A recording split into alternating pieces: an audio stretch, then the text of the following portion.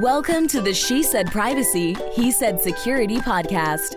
Like any good marriage, we will debate, evaluate, and sometimes quarrel about how privacy and security impact business in the 21st century.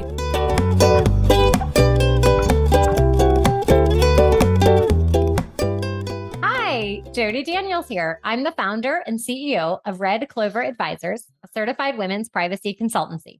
I'm a privacy consultant and certified informational privacy professional, providing practical privacy advice to overwhelmed companies. Who are you? Who am I? Who are you? I'm not sure. I'm going to start singing from Les Mis soon. All right, we don't want that. Actually, you have a nice singing voice. Hello, Justin Daniels here. I am passionate about helping companies solve complex cyber and privacy challenges during the life cycle of their business. I am the cyber quarterback helping clients design and implement cyber plans, as well as help them manage and recover from data breaches. And this episode is brought to you by Clover Advisors. We help companies to comply with data privacy laws and establish customer trust so that they can grow and nurture integrity. We work with companies in a variety of fields, including technology, SaaS, e-commerce, media, and professional services. In short, we use data privacy to transform the way companies do business. Together, we're creating a future where there is greater trust between companies and consumers. To learn more, visit redcloveradvisors.com. Are you ready to dive in? It's going to be a fun conversation. I'm waiting for you to introduce our guest. No, you're introducing our guest because I have a cool announcement. Yes, and indeed. So you get the fun part at the beginning, and then I get the next part. Okay. So today we have with us Leila Golchehreh, who is the co-founder and co-CEO of Relyance AI, a venture-backed machine learning-based privacy tech company rethinking data protection. Relyance believes privacy is a fundamental human right and that the approaches to solving for privacy until now have been fundamentally broken. As an entrepreneur and privacy expert, data protection and policy attorney, and former data protection officer, Leila has more than 15 years experience building global data protection programs in diverse sectors like AI, IoT, and healthcare, and counseling for clients across the Americas, European Union, Asia, and MENA. Her experience with existing privacy solutions drove her to co-found Relyance AI and reimagine what data protection means in a globalized, technology-driven world, and she has no idea why that's just the perfect segue. So, Jody, why don't you tell our audience why that might be? Well, for the 2 years we've been doing this podcast, we tell you all about, who we are and all kinds of cool things. But behind the scenes, we've actually also been writing a book. And this is the first podcast that we're actually announcing that we wrote a book, and the bio that we just read is perfect because the name of our book is Data Reimagined, Building Trust One Bite at a Time. So we're so excited to have this conversation about truly how companies can reimagine data protection, how they're using data, and what it means to succeed in today's world. So welcome to the show. Thank you so much, Justin and Jody. What an introduction, and congrats on the new book. This sounds very exciting. Although, hey, I don't know. I mean, we're also reimagining privacy, so we should talk about that. There could be a sequel. I like it. I'm already ready. I'm already writing my sequel, which is called "How My Marriage Survived Writing a Book with My Wife as a Co-author." Yes, I suppose. Well, please, we always love to understand. We did give some background as to, where you started and how you got here, but please share a little bit more. How did your career evolve to now a tech founder? Sure. Well, thanks for the question, guys, and really excited to be here. I enjoy your podcast and always find it very funny, and so it's fun to be on with you. So I think, as Justin mentioned, I've been working in this space for over 15 years now, and a lot of what I've done has been to really build out privacy and data governance programs for companies really ranging of all sizes. I was in private practice for some time where I was helping a lot of SMEs, and then I kind of wanted to get into the big leagues, so I joined Workday to see how a company with a very reputable privacy program carried out all of their different privacy and data protection initiatives. And it was an awesome experience. I then went to Adaptive Insights, where I was the data protection officer. And that's when I really started to feel how painful it was to not have good technology for data mapping and inventory. I was brought in as the data protection officer to get them ready for the GDPR. I had just about 4.5 months to get a 15-year-old company really ready for the GDPR. They had global operations. And so it was back at that time when we were running on a parallel timeline of both trying to take the company public. I think something you will appreciate, Justin, given your background, alongside Jody, what you will appreciate, the GDPR clock ticking. So I was really desperate to find good tooling. And it was back in 2018 when I demoed every privacy tech solution that I could get my hands on. So if you said you did privacy tech in 2018, I surely did a demonstration of your product. And what I found was a lot of automated workflow solutions, not true automation that was embedded into the way our engineering teams were operating. I did find, though, a couple of database sort of scanning tools, but it was really intrusive for me. And certainly for our customers, we'd have to notify them of new sub-processors. It was just some, kind of headache that I didn't want to take on. And it wasn't exactly the type of tooling that I needed. So after demoing every tool in the market, I ended up just kind of doing this the manual or the hard way, but largely because I didn't find what I needed in these other tools. And that was really when I realized what a desperate problem this was, especially when you're on a very tight timeline to kind of build a data map and inventory. And when something just didn't sit right with me, which was engineers have access to information and code. They are writing code. Code makes decisions about how data is processed. So to not have visibility as a lawyer, it just didn't make sense to me. I really wanted to understand what was happening in code. Why couldn't there be a translation layer between engineering and the legal team or the privacy team? That was always a disconnect for me. So we are really excited at Relyance AI to be building what we believe is the right solution for data mapping and inventory, and really running a holistic global data privacy and protection program at any technology organization. Well, I love what you all are doing, and I see it all the time. And interesting, I've been talking to some companies who are at that 4.5 month mark rather, to comply with the upcoming CCPA changes. And they're, how are we going to do this? And so we're right back to where people were a couple of years ago. We obviously have not learned. Well, actually, Leila, I wanted to ask you one follow-up about your career. So on our podcast, we've been fortunate enough to have several attorneys as either co-founders and co-CEOs. And from my perspective as a practicing lawyer, I think that speaks highly to what a legal background can bring. And I just love if you could share with building the privacy tech, how your legal background has been helpful in evolving your business and your expertise. Absolutely. Well, I think that, privacy is this interesting area, Justin, where it's sort of the square peg in a round hole. I know you know this very well, Jody, where it kind of doesn't fit perfectly within legal. It doesn't fit perfectly with engineering or even security. It's almost its own animal, if you will.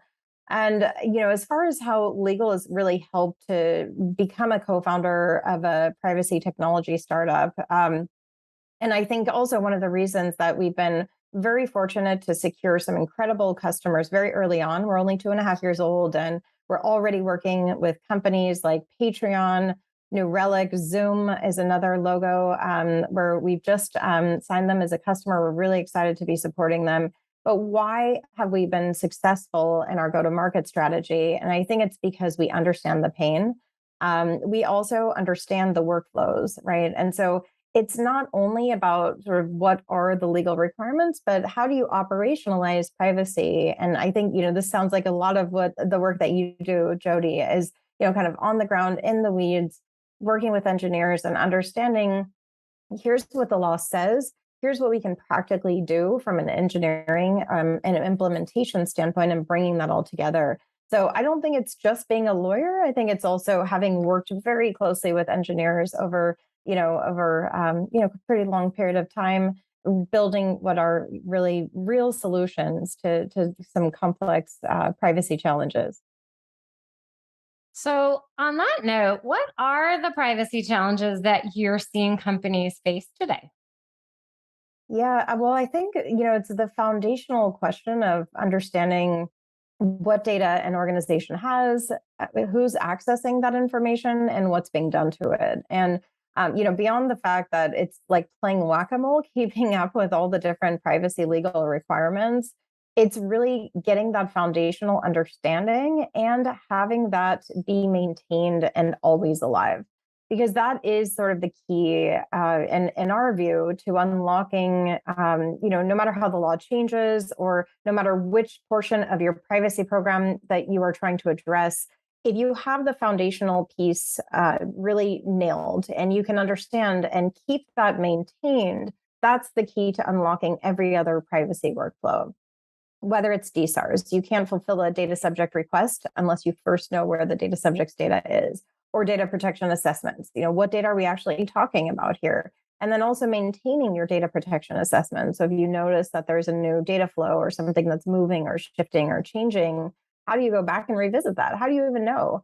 So historically, it's been, oh, because the engineer mentioned it, or I somehow found out in a conversation accidentally, which is really not the way we want to be doing privacy in 2022, right? We want to have an always live and clear picture that gives us that same level or better observability and visibility into how engineering teams are operating.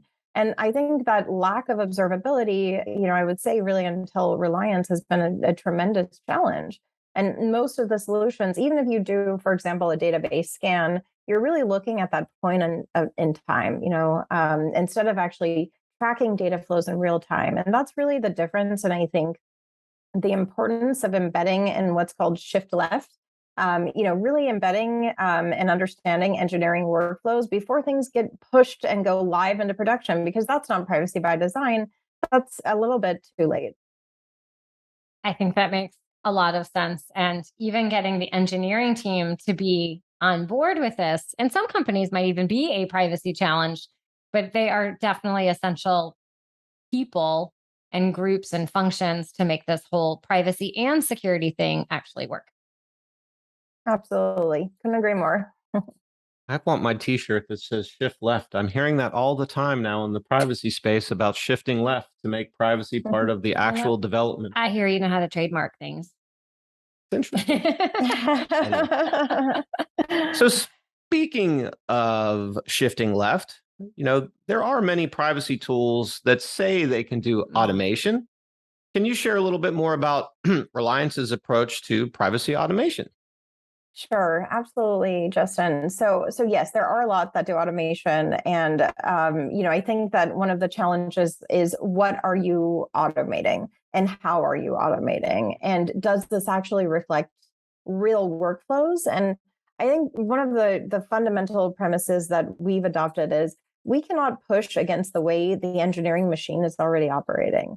And so a lot of the solutions that do quote unquote automation have been historically automated workflow solutions. So you're still kind of creating friction between the engineering organization and the privacy organization, where you're asking engineering teams or other members of the organization to complete a form about effectively what they are doing with data. So that's one issue.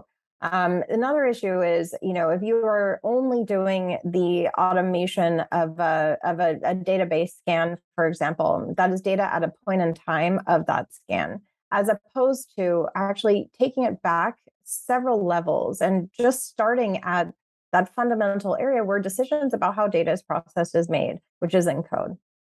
So our approach to automation, well, it's multifold, but I would just talk generally about embedding within the way engineering is already operating, to really do a scan of code using static code analysis in order to understand before data gets pushed live into production, before code is pushed and then data is processed, where we are understanding each and every time any kind of code is pushed into prod, we are automating the understanding of the data map and inventory and pushing that back to Reliance and maintaining that. And so it's always alive. So if there's any shift, if there's a new line of code processing new data, will be able to automatically tell you that this is happening. And the technology is so powerful, and that we've taken that approach through understanding code, that we've already, even as a 2.5-year-old company, helped multiple customers of ours detect and prevent security incidents. Where I can give you one example. A faulty line of code was about to send credit card information out to Snowflake, which is it's a data lake. And they had no idea about it. It was just a mistake. It was just an accident, right? Just like, we can make typos in a legal brief. Engineers can accidentally process data in a way that we were not expecting. And so with Relyance, what we've done is, because we know when code is changing, we're able to automatically inform our customers when there's a data flow that's not being expected. So that brings me to sort of the second piece of our automation, which is we also do NLP on contracts and policies. And this is something that really sets Relyance apart. And one of the reasons that we're so excited about the technology here is, from my perspective, and as I was demoing these tools back in 2018, I frequently would see that, okay, great, you do some portion of the data map, but then so what? This is such an important artifact, and yet we're not comparing it against some kind of requirements here. So what I want to see is not necessarily every corner of the data map. No one has bandwidth for that. But rather, what I really want to understand is there a delta between what I expect to be happening with data and what's actually happening? And so that's where Relyance's automation, and we call it automagic, really comes out, where we are understanding what's in your contracts, understanding what's in your policies, comparing that with code and other data flows happening across your organization. And if and when there's a disconnect, we inform our customers. See, I have to ask Leila, and Jody's going to get mad when I ask that, but I want to know when you're going to deploy this to the blockchain industry that has smart contracts and all matters of automating code, that what your product does is directly designed to deal with. I think you probably see this as engineers, regardless of what industry is, privacy tech, blockchain, they can get a little lazy about what code they use because it's path of least resistance, and they don't think about these unintended consequences. And your software is specifically designed to identify these deltas so that they just don't go into production and cause data to go where it shouldn't, or things to get executed that create security risk. Yeah. Well, as a matter of fact, we have multiple customers in the blockchain and cryptocurrency sectors. They're not public, but yes, we're on it, Justin. So appreciate that, and you're 100% right. I mean, this has been a very interesting industry for us, and it is a key focus area of what we're building. You just made his day hanging out in the crypto world. So I want to highlight that one of the things we talked about was code. However, the tool, companies have more than just obviously the engineering code. They have all kinds of other departments. They could have marketing and HR and finance and employee data all over the place. Can you talk a little bit about how the tooling can help in those areas as well? Excellent question, Jody. So there are 2 additional integrations that we offer, and one is specific to vendor APIs. So that's when a company is acting as a data controller. So all the use cases, Jody, that you just mentioned, marketing, IT, operations, sales, employee data, or job candidate data. So with respect to tracking data flows there, we still say privacy, it's in the code.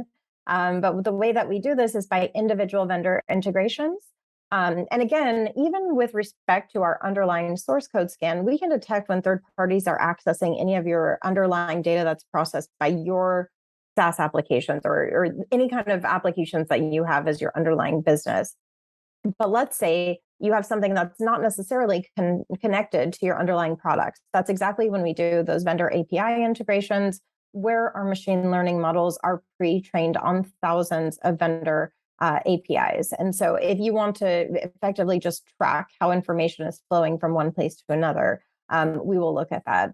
And because of the NLP that I mentioned earlier, we also have a very strong understanding of data processing at some of the top vendors and companies, whether it's Salesforce or Greenhouse, or other tools like Workday, where there is there's clear data processing taking place at a company, we're also going to be able to track through contract.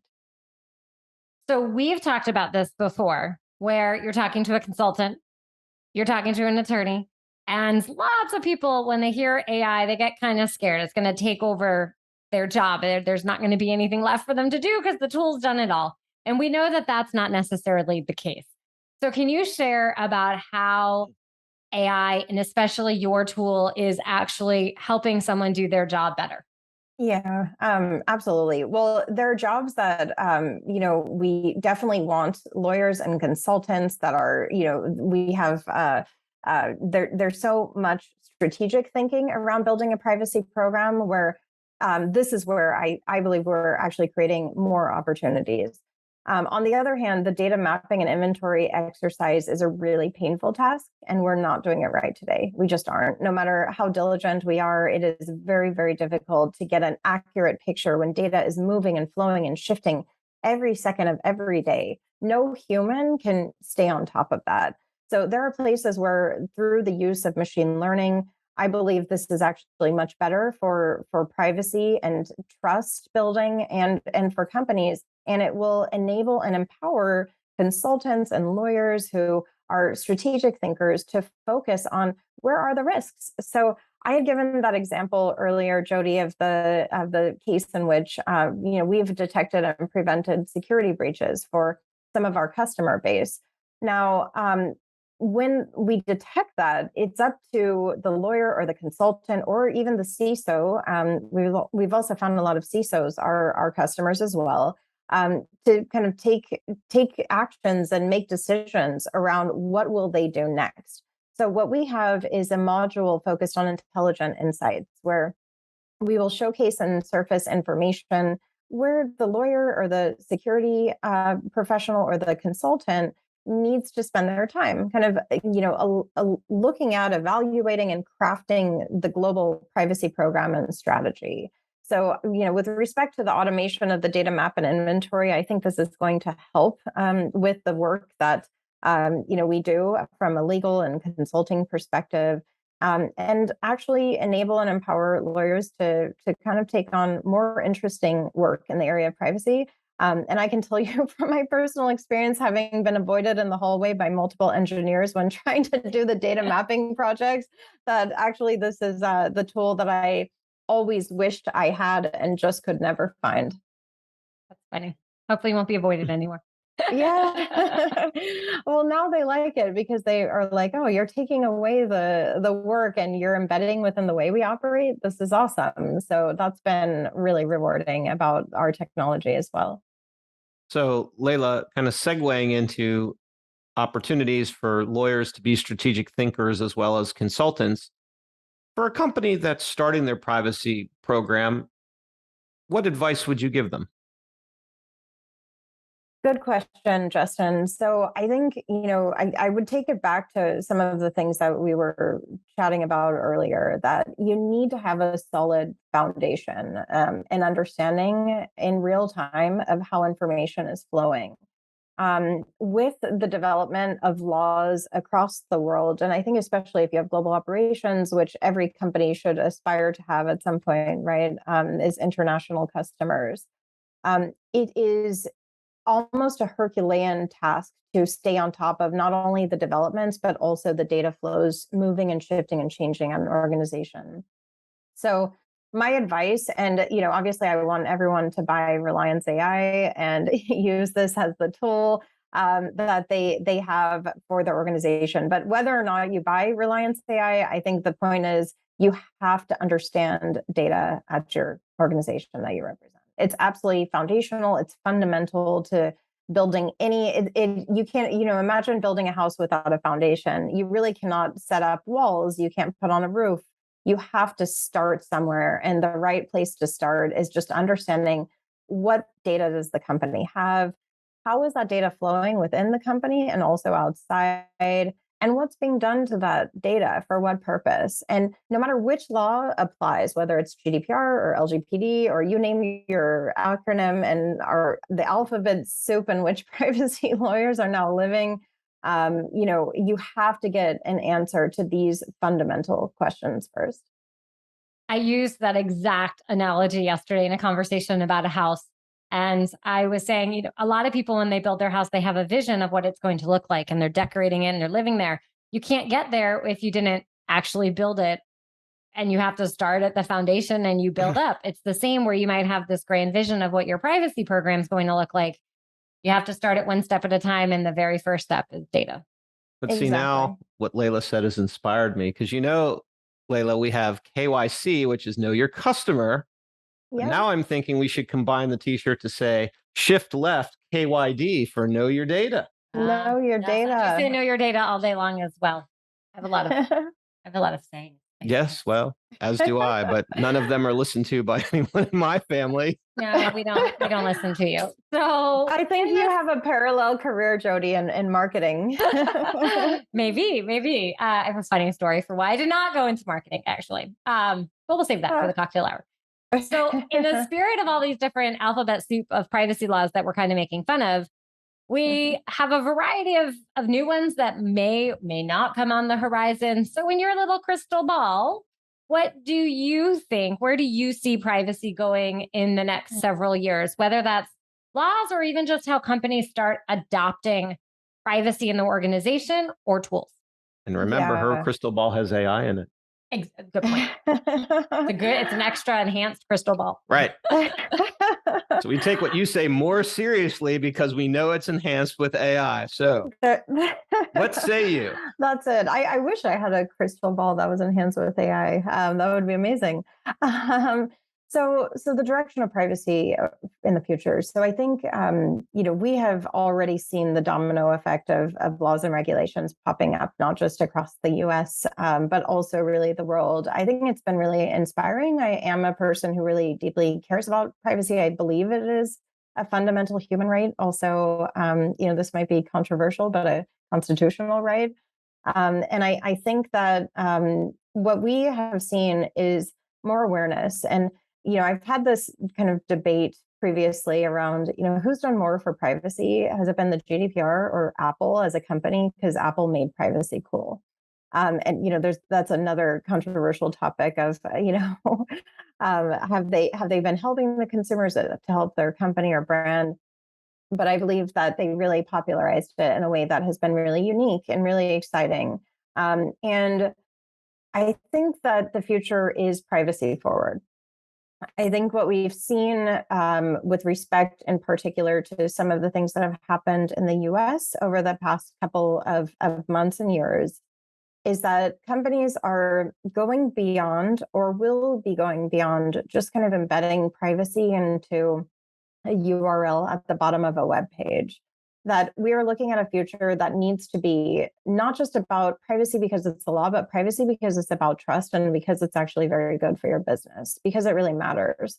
I also really believe that the privacy function in general should be reporting into the CEO directly because it has become that much of an important topic. I think, beyond just sort of the shift because of the regulations and requirements that have been built, companies can use this as a competitive advantage in the very way that Apple has done. We can use this as an opportunity to build trust with people around how their information is processed. So beyond the privacy statement, I can see companies, especially in the B2C space, really focus on building privacy centers and making this, a top agenda item as companies are really building for customers in the B2B space or their consumers in the B2C space. Well, we couldn't agree more. Ditto. That never happens. You never agree with me. Well, maybe in a parallel universe that might happen, but not in this one often. So we would like to ask you, what is your best personal privacy tip you'd offer to friends at a cocktail party or just hanging out on a podcast? This is a good one.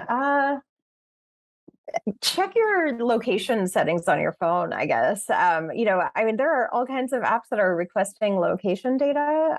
So just make sure that it's one of the more sensitive, and maybe your microphone access. I'll throw that in too. Interesting applications request access to the mic. And so I think that these granular permissions that, mobile providers are kind of rather mobile providers, hardware manufacturers or Apple that are building, products for consumers.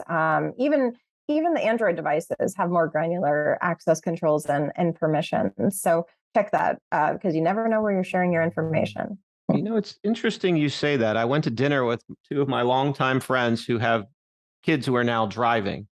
So they have an app that lets them know not only the GPS location of their kids through their phone, but they showed me with pride, this is where my kid went. This is how fast they were driving. And then, of course, I said, how do you feel about the fact that that's getting shared and where that might be going with the app? Have you looked into that?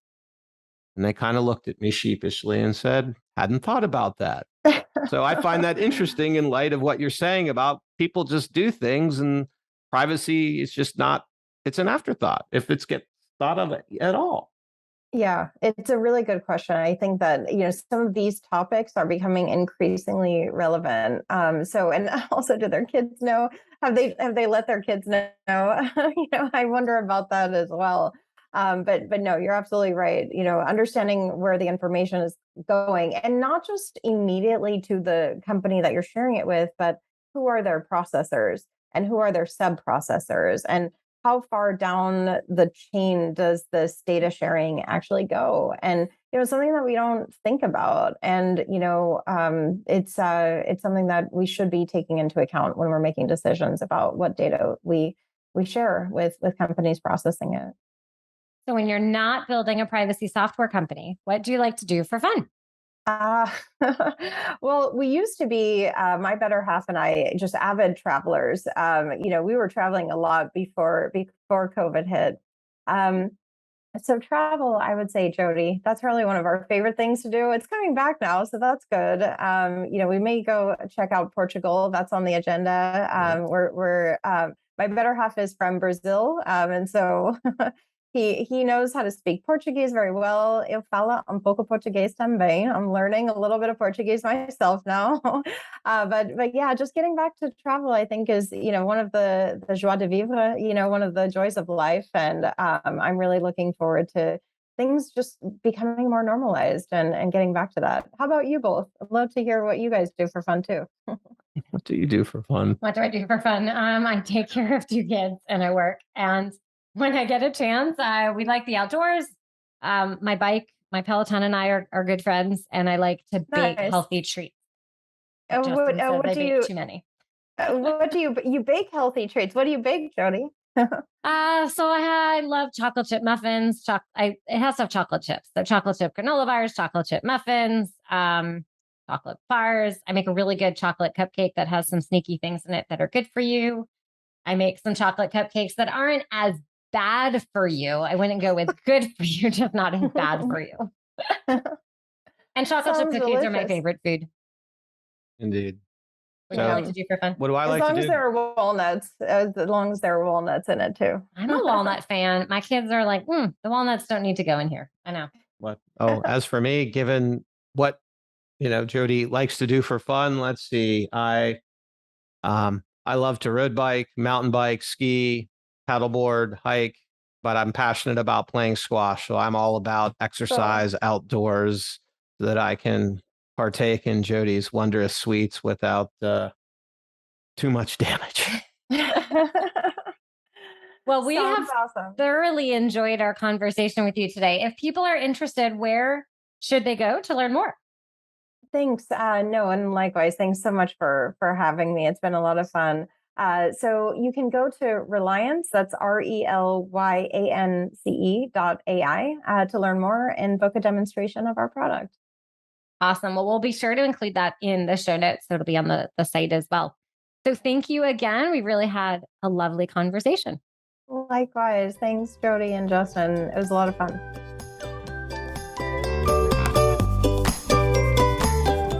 Thanks for listening to the She Said Privacy, He Said Security podcast. If you haven't already, be sure to click subscribe to get future episodes and check us out on LinkedIn. See you next time.